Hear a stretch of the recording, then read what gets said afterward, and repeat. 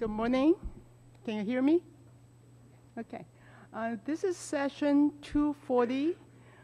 We are doing a session of Pittsburgh Conference Achievement Award, and this session is to be webcasted.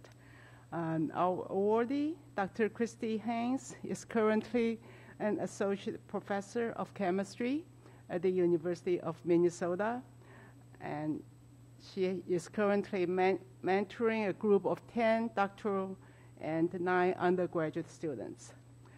Dr. Chris Haynes completed graduate work at Northwestern University with Richard Van Duyn and a postdoc fellowship at the University of North Carolina with Mark Whiteman. Since arriving at Minnesota in 2005, her group's research focus has been on pushing the limits of analytical tools to explore interdisciplinary areas such as nanoparticle toxicity and inflammation. Since beginning her independent career, Professor Haynes has co-authored more than 35 peer-reviewed manuscripts and been the recipient of multiple prestigious awards. The theme for the session is new platforms and methods for monitoring cell signaling. Okay, thank you. Professor Christy Haynes can present a couple forward. Then we'll present the plot we have. Thank you. And you have the second. Oh, okay. Thank you very much. How about you?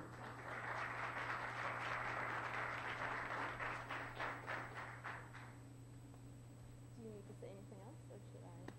You like to talk? Sure. I'd like to talk. Yeah. Yes.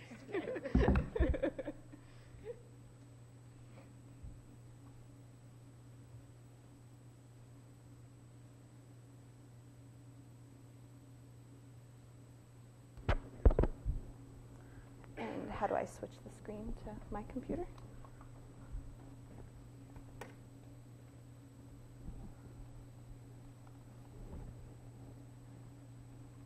Okay, good morning.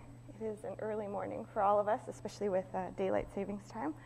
But I'm really pleased to be here receiving this award and also to tell you about some new work that's been happening at my group at the University of Minnesota.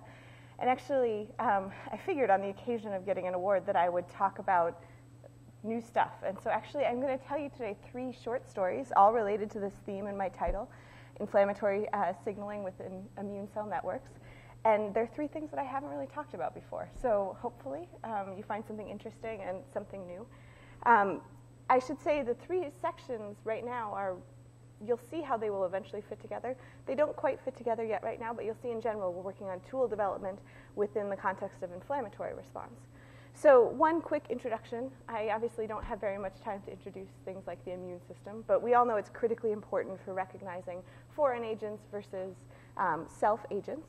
And there are lots of cells and mediators that are really important in the process of the immune system, and specifically within inflammation, which is commonly the first response when you have an infection, right? You experience inflammation.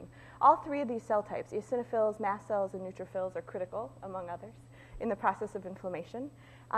Also, structural cells that surround these, like airway smooth muscle in the case of asthmatic inflammation, or the endothelial cells, are also important in inflammation. And if you try and plot out all of the different chemical messengers that go between these cells, well, I would have no idea how to get to all of them, but here are some of the ones that I think about most commonly. Lots of different, both small molecules, bigger molecules. You can see some of them show up multiple times, so they're used throughout the immune system. Some of them are very specific. And so today, what I'm going to tell you about are 3 different methods where we're studying inflammation. Sometimes we're looking at these messengers specifically, and sometimes we're looking at the function of the cells, like the neutrophils, for example, in response to these chemokines. So hopefully, you'll get a kind of a broader picture of what we're going for as I tell you all 3 of these vignettes. So the first one I'm going to tell you about is collaborative work with a woman who's a professor in vascular biology at the University of Minnesota, Kalpana Gupta. And she's working with one of the graduate students in my group, Ben Manning. And she has a really interesting mouse model for sickle cell disease. So we're interested in looking at inflammation in sickle cell disease. Sickle cell disease is actually prevalent at about 1 in 5,000 Americans. And when you have sickle cell disease, it's a single point mutation in hemoglobin that causes red blood cells to end up with a really unusual and poor structure. They can no longer get through the bloodstream like they're supposed to. And what you end up with is a lot of pain, anemia, usually early death, usually before the age of 60. And recently, people have started talking about the fact that inflammation is also really critical in sickle cell disease. And the cell that I think of when I think about inflammation is this one. This is a mast cell. And we were really interested in taking a mouse model she has for sickle cell disease and studying inflammation by way of mast cell function. So specifically, what we wanted to ask are, one, what is the role of mast cells in chronic inflammation, like sickle cell disease? And how is the mast cell function altered when you treat with morphine? This is because people who have sickle cell with their chronic pain commonly are treated throughout their life with morphine. Mast cells are known to have morphine receptors, though we don't know very much about what it does to mast cells. So there's this question, if inflammation is a problem and pain is a problem, how do you balance what morphine might do to mast cells with, pain, with that it does for pain? So quickly, I'm going to tell you about the mice that we're using. This is obviously not where I'm expert, but Kalpana Gupta has these sickle cell disease mouse models that are called H. Burke and Burke. These are either hemizygous for human sickle hemoglobin or homozygous for the mutation. She also has a control mouse, which is homozygous for normal human hemoglobin. So they're mice, but they all have human hemoglobin. And what she did is she took these mice, raised them to an age where it was appropriate, and then did a 3-week treatment with morphine. You can see 2 doses a day at these doses for 3 weeks, and then the animals were sacrificed. And the Gupta group collected blood and bones and lots of tissue, and we collected the mast cells to do measurements. Along with these morphine exposures, in each case we also did a PBS control. So the animal got the same volume of phosphate-buffered saline so that we could look at non-morphine effects. And the idea here is that we could capture the mast cells and then go ahead and look at mast cell function within this chronic inflammatory disorder. Specifically in my group, in this case, we were doing single cell measurements, and we do this for a couple reasons. You could, of course, do big bulk assays looking for things like chymase or tryptase activity or secretion of histamine. But we were interested in single cell measurements because we want to understand how the mast cell function changes. So when you work with a single cell measurement, it lets you, one, take out the effects of the fact that you have a heterogeneous cell culture. And I can tell you that when you culture mast cells out of a peritoneal cavity like we do, you get many different cell types. And so making sure that you're doing the measurement from the cell you're interested in is nice. It also lets us look at variability within a population, and essentially it lets us get real-time information about cell function so we can get biophysical insight. Here's the cell that we captured, and the reason we did peritoneal mast cells is because they were easy for us to get without disrupting what the Gupta group does.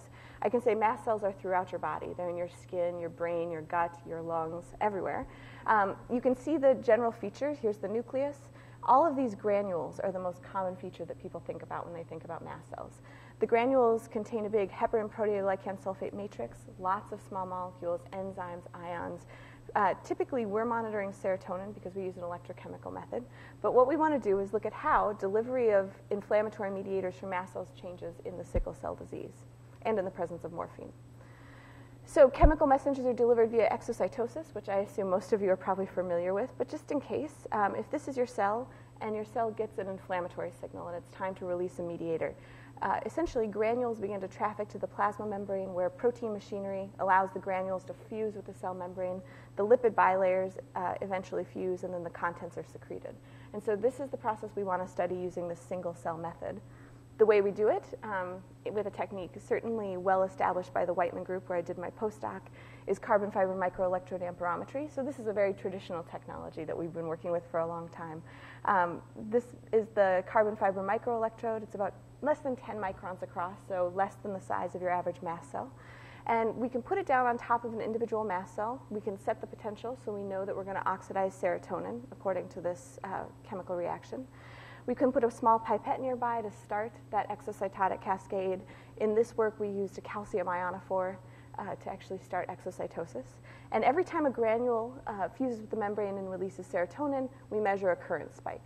So current versus time, this is what our data looks like. And each one of these spikes is 1 granule worth of serotonin being released.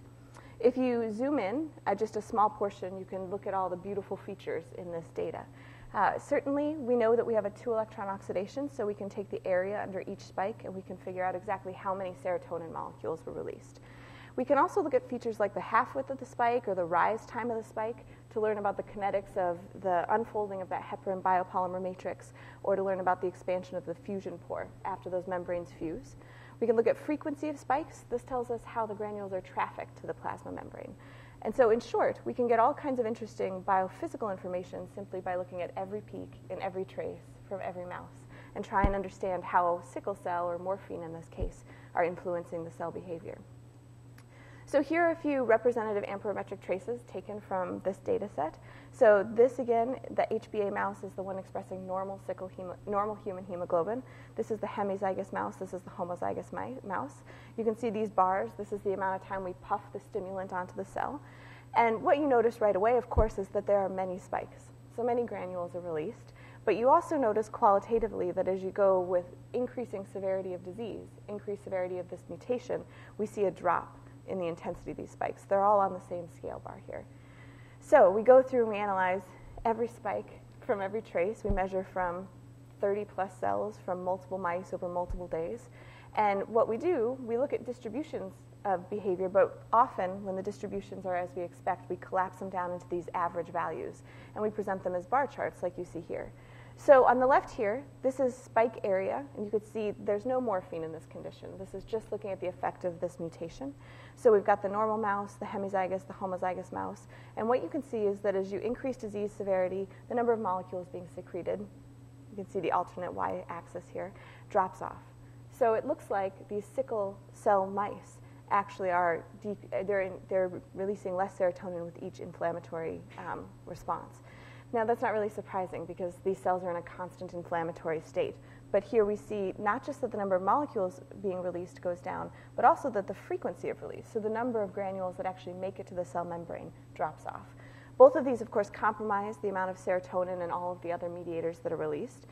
In fact, if you combine the effects of the decreased spike area and the spike frequency, we see a drop in serotonin release of 37% in the hemizygous mouse and 74% in the homozygous mouse. We can also look at those kinetic parameters I mentioned. So this is the half-width of each one of those spikes. This is the rise time from 10% of the intensity to 90% of the intensity. And what we see, not only is the number of molecules being released decreasing, but also the kinetics are slowing in the case of the sickle disease mouse. So it appears that these cells that are in this chronic inflammatory state are, in fact, experiencing some significant function change. I mentioned that we were also looking at morphine effects. So now this is no mutation effect, just morphine. So these are the HbA mice, the normal mice, treated with phosphate-buffered saline versus those treated with morphine over that 3-week period. And what you can see if we look at these is that we see a drastic increase in the amount of serotonin being released from mast cells exposed to morphine.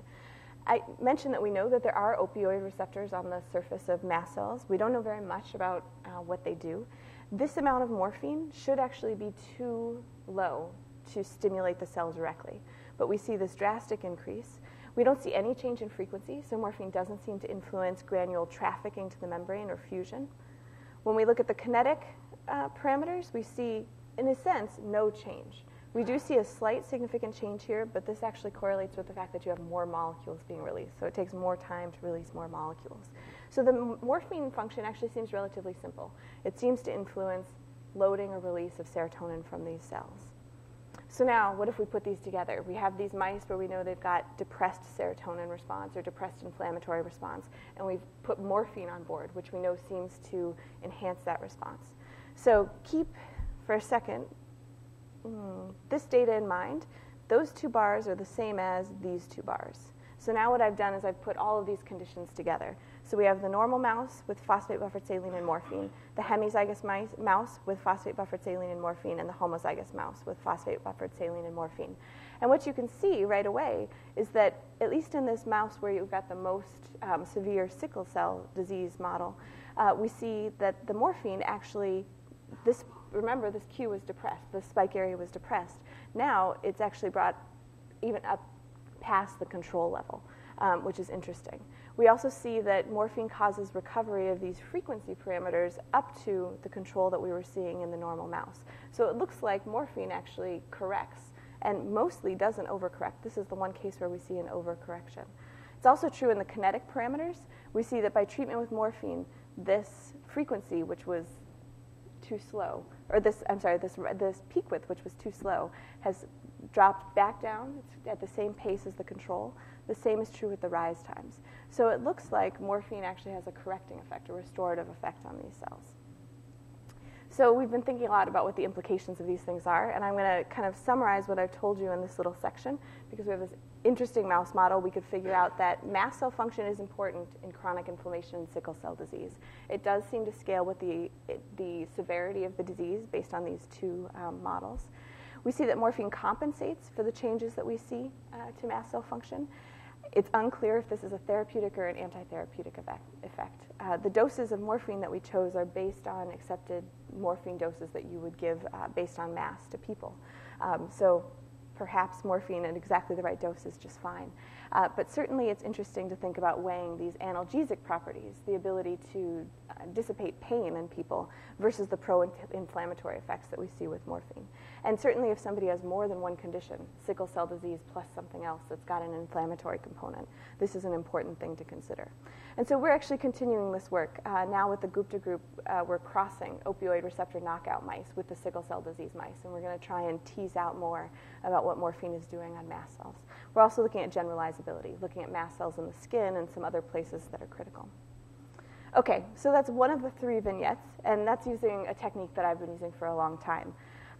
The next starts to address the fact that when I talk, often people ask me, so you know about serotonin secretion from mast cells. What about everything else? And the answer is, electrochemically, we can't detect the everything else. So we've started working with a new method, and this is actually the first mass spec work in my lab. And what we wanted to do was to develop a method using UPLC, ultra-performance liquid chromatography, tandem mass spectrometry, to look at cell-secreted lipids. And we decided we would start with this nice targeted analysis of these 5 species that you see here. So here's your mast cell. In this case, you can see it's getting something that looks kind of like an allergenic stim. We've got some cross-linking of IgE here. And what we want to do is actually see how mast cell-secreted bioactive lipids change under different conditions.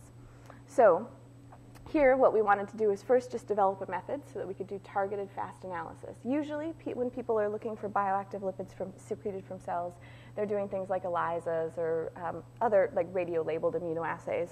Not particularly fast. Hard to detect all of these at the same time. Certainly hard to detect at low levels as they're secreted from cells. So we decided to develop this new method. And then specifically, I'm going to show you just one little proof of concept where we use the method we've developed to look at how mast cells respond to bacterial lipopolysaccharides, or LPSs. So I should say a couple things about bioactive lipids first. So I've mentioned that when you stimulate a cell, it releases these preformed granules, serotonin, histamine, all of these things. But in fact, there are also many enzymatic transformations of the phospholipids that are also important. And molecules like the ones I have depicted here, these are the ones we're going to go after: prostaglandin D2, leukotriene C4, D4, and E4, platelet activating factor. These are all generated. They're all critical in inflammation. They all have different roles, but they're used all over the place in the immune system.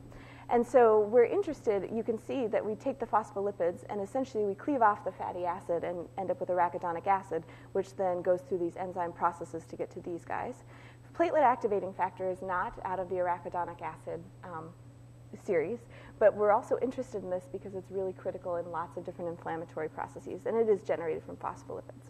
So these are the targets that we decided to go after, and we decided to use ultra-performance liquid chromatography, electrospray ionization, tandem mass spectrometry, multiple reaction monitoring, so that we could look at each of these species in a targeted way. So we do the separation, we spray them in, they go into the first quadrupole where then we can send a specific ion to a collision cell and then scan the ions to look at different species. In this case, we've used isotope dilution to quantify. So for each molecule, for each biolipid, we've purchased a deuterated version, and all we're doing is looking at the relative peak area for the undeuteurated and the deuterated version so that we can do good quantitation all the time. So here you can just see some example of the data. So like I said, this is a new method for us. You can see I've just listed one transition here. We're actually monitoring 2 transitions for each biolipid, and you can see what the chromatograms look like, right? For leukotriene D4, just as a random example. Here's one transition, here's the other. We've got the deuterated on the top and the regular lipid on the bottom. We're doing all of this within our mass spec laboratory, and I should have mentioned that this is with a collaborator, Dr. Joe DeLee. He's our mass spec director, and he actually wrote a grant that got this new Waters Acuity UPLC triple quad in our lab, which allowed us to do this. And so we actually managed to go through and develop a method. So Audrey Meyer, the graduate student in my group working on this, went through and varied the column and the flow rates and the mobile phase composition and all of the cleanup procedures. Because you can imagine when you take secreted lipids or secreted anything out of cells, you get a pretty messy mixture. These are all, again, primary culture mast cells. So you don't just have a mess from the mast cells, but from all the other cells that are there. And she came up with a 5-minute method to detect all 5 of these. You can see that the calibrations are nice. Here are limits of detection and limits of quantitation in parts per billion, which we're happy with. She went through and assessed percent recovery because there are lots of cleanup steps. You can see them listed here: centrifugal filtration, concentration, salt precipitation, another filtration, another concentration. And you can see while there's some big error bars on our percent recoveries, as you almost always see in biological replicates, overall they look pretty good, and we've got a nice linear range to look at different kinds of samples. So we were excited to have a method where we could actually go after these biolipids. So here's the initial experiment, and this isn't the most exciting experiment, but we wanted to pick something that where there was a lot of other data in the literature that we could compare to. And so we exposed primary culture mast cells to lipopolysaccharides. This is a component of the bacterial cell wall. And as it turns out, there's actually a lot of controversy about how mast cells respond to LPS. Some people say that it upregulates toll-like receptor 4, and then you see increased inflammation. Other people say there's no effect. So we didn't know it was that controversial when we got into it. But essentially, she did an exposure to the lipopolysaccharide, or just a buffer. She also put in an anti-TMP so that we could do an allergic type stimulus. So instead of that calcium ionophore I mentioned in the sickle cell section, we wanted to do a more realistic stimulus. So we wanted to look at allergy type stim. So within each of these, we then either didn't stimulate the cells or we stimulated with them with TMP ova. So this is an IgE-mediated stimulation. And we collected the supernatants from these, did a lot of cleanup steps, spiked with the internal standard, and then did an analysis so that we could compare how secretion of bioactive lipids changes in the presence of LPS or in the presence of an IgE-mediated stim. And first surprise was that we didn't actually detect any leukotrienes. And that was surprising because when we did all the percent recovery experiments, we had no trouble seeing them. So we haven't figured out what's going on. It seems to be something that's actually of biological origin. We did see platelet activating factor, that's this guy, and prostaglandin D2 from these samples. And you can see what the data looks like. This is 3 replicates from 3 different mouse donors at least. And you can see right away that by doing the stimulation, so this is stimulating something that looks like an allergy response in mast cells, we do see an increase in the amount of platelet activating factor and prostaglandin D2 that's secreted from these cells. But if you put in LPS instead, no stimulus, we actually see a much more drastic increase. So actually, approximately a doubling of the bioactive lipids for PAF and PGD2 that's released. Interestingly, when you do the incubation in LPS and then you stimulate them with this allergic stim, we actually see a decrease in the amount of PAF and PGD2. So this actually argues, I mentioned in the literature, some people say that if you have multiple stimuli, you actually get modulated effects. And that appears that this is what we're seeing. Now, this is just the preliminary proof of concept. Let's use our method for something. I can tell you that what Audrey is really working on is exposing these mast cells to all sorts of interesting inflammatory mediators relevant in asthma, CXCL8, IL-9, and she's starting to get some beautiful data with those. And so that'll be the first big paper where we can ask a really important biological question, I think.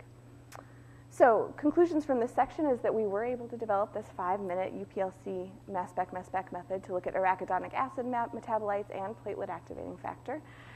We did this little LPS experiment where we saw increased PGD2 and PAF in the presence of LPS. We also saw that when you put IgE stim in along with the LPS, they were modulated. And the other thing, I mentioned the CXCL10 and the IL-9 experiments, but we're also interested, of course, bioactive lipids are relevant for many cell types. If you remember that very first slide I showed, there were leukotrienes and prostaglandins in many places. We've started to generalize this to other cells, and in fact, Audrey's done preliminary work in collaboration with Seychel Kosiol, who's here, looking at bioactive secreted from platelets, and we can use the same method to look for similar molecules, including thromboxanes. So more on this. So 2 different methods so far, both on mast cells. The third little vignette I'm going to tell you actually is a different method and a different cell type. In this case, we've moved on to think about neutrophils. And if you remember, I had neutrophils, eosinophils, and mast cells all working together within the immune system. Neutrophils are the primary cell that responds when you have a foreign invader or an infection. They're one of the primary phagocytes. And the way that they know to get to a site of infection is by getting chemotactic signals. We were really interested in looking at how all of these chemical messengers influence neutrophil chemotaxis. Specifically, in this case, we'll call the chemical messengers chemoattractants because they're calling neutrophils. Here's an EM image of a neutrophil. This is not ours. I took this from the literature. You can see it looks a lot like mast cells, actually, although it doesn't secrete anything electroactive that I know of. Specifically, we were interested in figuring out, is there any hierarchy in neutrophil response to chemoattractants? If you look in the literature, people have a very hard time doing good, complex matrix experiments with neutrophils where they have multiple chemoattractants as your body actually presents. Usually they're either working with a single chemoattractant or a static concentration of a mixture of chemoattractants, and that makes it really hard to know what happens in the really complex environment.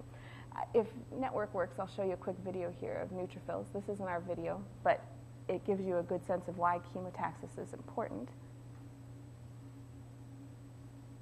So here you can see, this is the neutrophil. It's chasing a bacterium. They chemotax very aggressively, and they're really important in how your body responds to infection.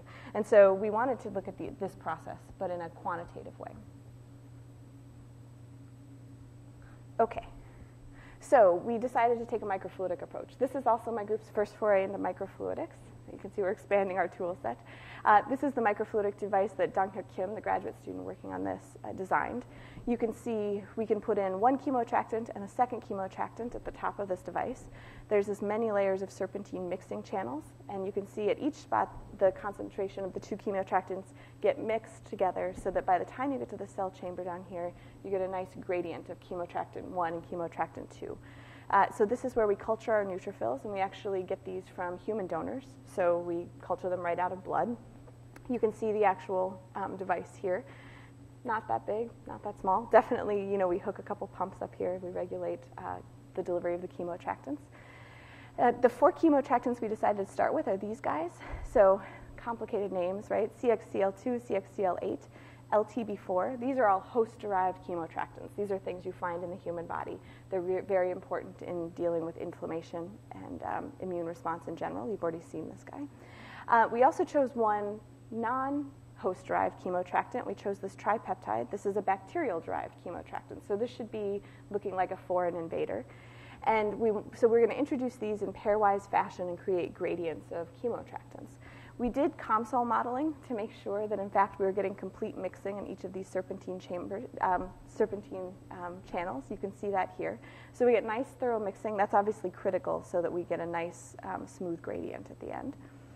And here's what we want to have across. So if you imagine that this neutrophil chamber is right here, we want to have a high concentration of one chemoattractant and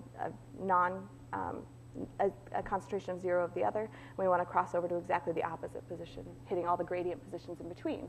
And we want to see how likely our neutrophils are to move in one direction or the other.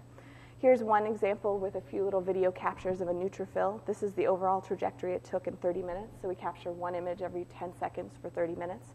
Here's the neutrophil, here's the neutrophil, here's the neutrophil. You can see this one is moving in a very clear lateral direction. They are not all this clear. But we look at these cell trajectories and we can learn lots of things about how the neutrophils move. So this is real data. This is 20 neutrophil trajectories. The scale on the x and the y-axis are microns. So that's how much they move in about 30 minutes. We pick out one trajectory. Imagine we start here and it takes all these little jogs until it reaches this point at the end of 30 minutes. We needed some indices to actually analyze this data, and these are the indices that we use. So if you look at this first one, the motility index describes, essentially, if you take the distance from where the neutrophil starts to where it ends, as the crow flies, divided by the average distance a neutrophil will travel in this device, as depicted by this. So this tells us how likely the neutrophil is to move. We analyze usually between 20 and 30 neutrophils per chamber in replicate.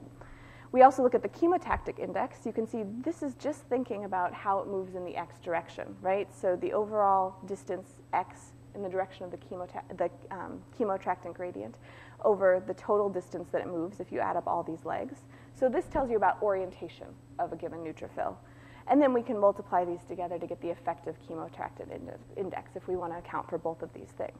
So things to keep in mind. MI, how much of the total possible movement was in that dominant XY direction? So this is how much movement do you get? And then chemotactic index is how much of the total actual movement was following that lateral gradient. So this tells us about cell orientation. So we wanted to do gradients of 2 chemoattractants, but first we had to put just one chemoattractant in at a time because we needed something for comparison.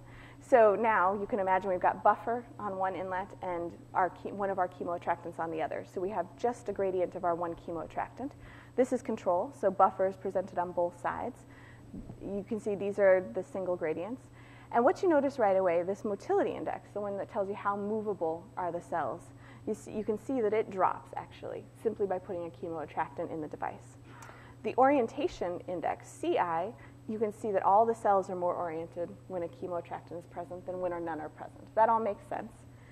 And the ECI, this overall index, is the one that we were actually paying attention to here. We weren't actually interested in comparing how much a cell moved with CXCL8 versus CXCL2. What we really want is to compare how these different gradients, when you have 2, work. So we needed to find what concentration of all these chemoattractants we needed to introduce in order to have a uniform effective chemotactic index. This allows us to actually do comparative studies and know that it's not just the gradient that's causing these to move.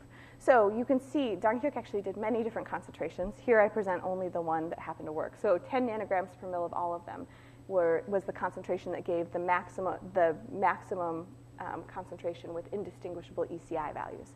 So all the concentrations I show you will be these, and we can compare back to these single gradient data as we put in multiple chemokines. So I'm going to show you just one full example. We did all the pairwise comparisons, but that makes for a lot of data, as you can imagine. So in this gradient, CXCL8 was on the left side of the gradient. FMLP, that bacterial-derived chemoattractant, was on the right-hand side of the gradient.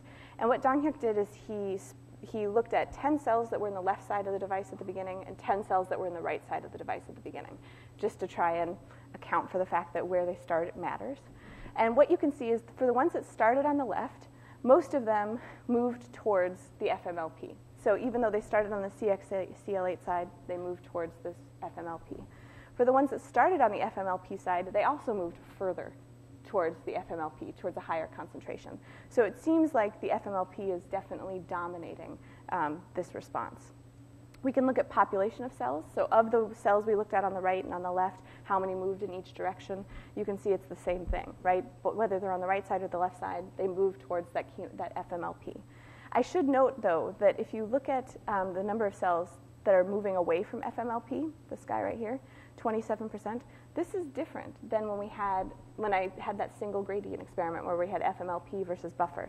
In that case, only 16% moved towards lower FMLP concentrations. So even though it looks like FMLP is dominating this response, CXCL8 is changing what the neutrophils do. If we look at the indices I mentioned, the motility index, so remember this is the one, how much does the cell move? This is the one, how oriented is the cell? ECI is the product of those two. What we see, actually, so the green bars here are the FMLP only gradient. So that's that single gradient data I showed you. And the purple bars are when you put CXCL8 versus FMLP. What we see is that all 3 of these indices are indistinguishable from the FMLP. So it seems, yes, FMLP is dominant. When you look at the CXCL8 gradient by itself, and you compare it to this dual gradient, we see drastic changes. So definitely, it looks like FMLP is the dominant gradient. And we see the same thing when we go through and pair with CXCL2 or LTB4. And we did, like I said, all the pairwise comparisons. I'm not going to show you all of that data. I'm just going to show you, here's what it looks like when it's all together. So these are all the FMLP gradients, the single and then each of the pairs, CXCL8 and then all the pairs, LTB4 and all of the pairs, CXCL2 and all of the pairs. You can look at all those indices. There's actually lots of really interesting information in here. We also look at distribution of behavior, so we're looking at plots where we look at what each cell does. But if we want to draw some conclusions, what we can find, we can look for where the ECI value, this effective chemotactic index, goes negative. And that actually indicates to us, along with population movement, where the stronger chemotactic signal is. So if you look at this, FMLP doesn't have any negative ECI values. CXCL8 has 1, LTB4 has 2, CXCL2 has 3. That, in fact, indicates to us the hierarchy of chemoattractants. Sorry. So you can see what it is here. FMLP is the strongest chemoattractant, followed by these in this order. Now, that's not surprising, right? You want your neutrophils to respond to the bacterially derived chemoattractant more strongly than to host ones. It is interesting, though, even though FMLP had a really strong influence on the cell, we actually, when we went through and analyzed the data, we saw that the stronger chemoattractant in the pair, whether it includes FMLP or not, it could even just be these mixture of host-derived chemoattractants, we see that the stronger chemoattractant appears to mostly influence orientation. So where is it moving? Is it going against or with the gradient? While the weaker chemoattractant appears to still influence the motility of the neutrophil. And so we're starting to pick apart some really interesting things. In this work that I've shown you, the chamber is only coated with fibronectin when we put down the neutrophils, but now Dong-hyuk is starting to put down some of those structural cells with the neutrophils. We're also interested in looking at mast cells and their movement in this device. So here's a little bit of conclusion from this section, right? First, we do see that neutrophils both sense and integrate multiple signals. People had proposed that perhaps the way a neutrophil would respond to multiple chemokines would be by simple vector addition of what it did with each chemoattractant on its own. We see that that's not the case, that it's not just simple vector addition. We see that there is definitely a priority of chemoattractants and that the way they influence either orientation or motility is different. And then in this specific case, I showed you that certainly neutrophils seem to prioritize this bacterially derived signal versus the host-derived signal. And again, that's not surprising because they operate on two very different pathways, but interesting to see. Okay, so with that, I should thank the folks that really matter. So Ben Manning up here did the sickle cell disease work. Audrey Meyer did the UPLC tandem mass spec work. Dong-hyuk Kim did the neutrophil work. And the reason the topics in this talk are so diverse are partially because I'm the lucky recipient of an NIH New Innovator Award. That's the funding for this work, which allows me to do some real exploratory stuff to figure out what tools we want to develop and what problems we want to answer. And with that, I want to thank everybody again for the award and for being here so early. And I'm excited to hear everybody else's talks in this section. Thanks.